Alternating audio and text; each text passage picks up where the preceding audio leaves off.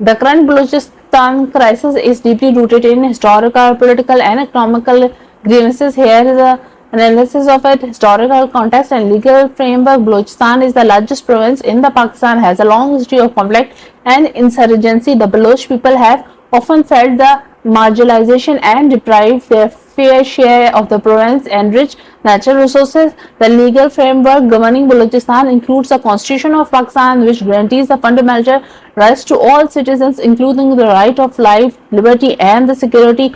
Human rights violations. There have been numerous reports of human rights violations in Balochistan, including enforced disappearances, extrajudicial killings, and torture.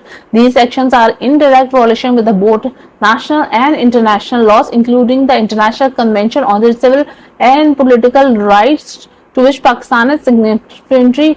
Insurgency and the security measures. The insurgency in Balochistan, led by the groups like Balochistan Liberation Army, has been met with the heavy-handed security response from the Pakistani government. This approach has been criticized for raising conflict rather than resolving it. The use of military force without addressing the underlying political and economic grievances is seen a violation of principle of appropriateness and necessity under international humanitarian law. Economical disparities. Although Balochistan has rich minerals, but it's facing many economical disparities. The population demanded a greater value in revenue generated by them. There are many international treaties which say that people should be treated accordingly. Political situations are required.